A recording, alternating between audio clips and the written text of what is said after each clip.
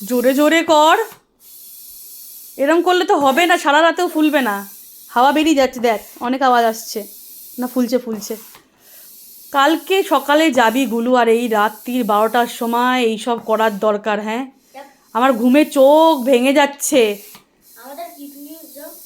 আমি চলে যাবো ঘুমাতে, তোর জন্য তো বসে আছি। তুই বললি মামি আজকে ছুটির দিন, আজকে আমি তুমি একসাথে ঘুমাবো। কি বাসন ধোবো? বাসন কি আমি ধুই? বাসন ধোবো, রান্নাঘর ধোবো, কিসের জন্য রান্নাঘর ধোবো? আরো ফুলবে, আরো ফুলবে, আরো ফুলবে, আর ফেটে না যায় দেখিস। ফুটো আছে না? ফুটো হয়ে গেছে, কোনায় রেখে রেখে দেখো কি অবস্থা। কবে থেকে পড়ে আছে, সেই গোয়া গেছিলাম, সেই যে কিনে দিয়েছে তোকে, সেই থেকে ওরমই পড়ে আছে।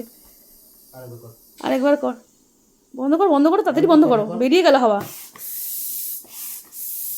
শোন, আমার দিকে তাকা, তাকা আমার দিকে তাকা। একদম দয়ার সাগর হয়ে তুমি কিন্তু এটা কাউকে আবার দান করে এসো না, আর নিজে একা একা ওই জলের মধ্যে ঝাপাঝাপি করো না, তাহলে কিন্তু ডুবে যাবা। এটা নিয়ে যাবি না? নিয়ে যাবি, নিয়ে যাবি। হ্যাঁ হ্যাঁ, তুই নিয়ে যাবি, দেখি সবাই নিয়ে আসে, ভাল লাগবে দেখতে, দেখবি। তুই প্রথম দিন নিয়ে তো যা, এত টাকা দিয়ে কিনে দিয়েছে দাদু, আর তুই এটা নিয়ে যাবি না? একটু ইউজ তো কর। হ্যাঁ, তাহলে এইটা তোর ঢুকবে ওর মাথায়, দেখা, ঢোকা ঢোকা মাথা ঢোকা। এই তুই সুইমিং ড্রেসটা পরে দেখলি না তো গুলো, তোর হচ্ছে কিনা ফিটিংস? না হলে তো ফেরত দিতে হবে। এই ও পড়েনি কিন্তু ওটা। বাহ, তার মানে এখনো অনেক ছোট আছিস তুই। এটা টাইট হলে বুঝতাম বড় হয়ে গেছিস। আমি যাবো এটা নিয়ে। কি? হ্যাঁ, ওই দেখো, দেখলে? শুকনো মাটিতে যদি আছাড় খাস তাহলে জলে গেলে কি হবে বল? হ্যাঁ, আর এই তুমি এটা নিয়ে তোমার ঠিকই বলেছ, সাঁতার তো পারো না কিচ্ছু। হ্যাঁ, জলে নাম দেও তোমার ভয় লাগে, তুমি নিয়ে যেও এটা, ঠিকই। এই দাদি চল, ঘুমাবি চল, আর দরকার নেই এসব নাটকবাজি করার। হ্যাঁ, ওই চাকা চালাও। আমরা না ছোটোবেলায় ওই যে সাইকেলের টায়ারগুলো ফুটো হয়ে গেলে না, যখন খুলে দিত ওই টায়ারগুলো দিয়ে দিই এরকমভাবে গোল গোল করে। ওই টিউব, হ্যাঁ যাই হোক, একটা কিছু হলেই হলো, ওই টায়ারের মতোই।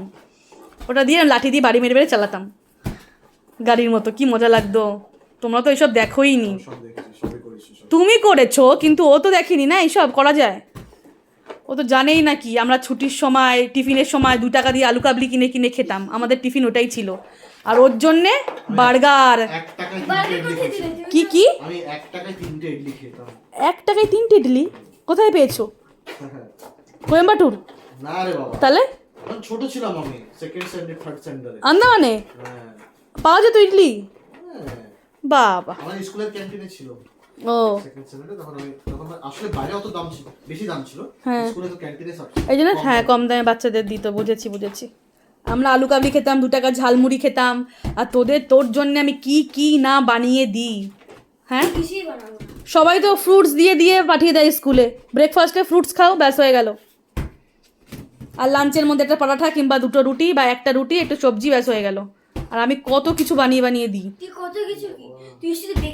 তুই আমাকে বল আজকে কি দিয়েছি তোকে খেতে ব্রেকফাস্টে, বল দেখি যদি বলতো। একদিনই, আচ্ছা একদিনই বল না কি দিয়েছি সেটা তো বল। ওটা তো আমিও খেতে পারতাম নিজের জন্য রেখে। তাও বলবে না যে কি দিয়েছি খেতে। সব সময় একটু কোনো সময় আমার প্রশংসা তো কর, যে মাম্মি আমাকে এত খাবার বানিয়ে দিচ্ছ। এই চলো চলো, রেডি হও, চলো, শুধু চলো, তাড়াতাড়ি চলো।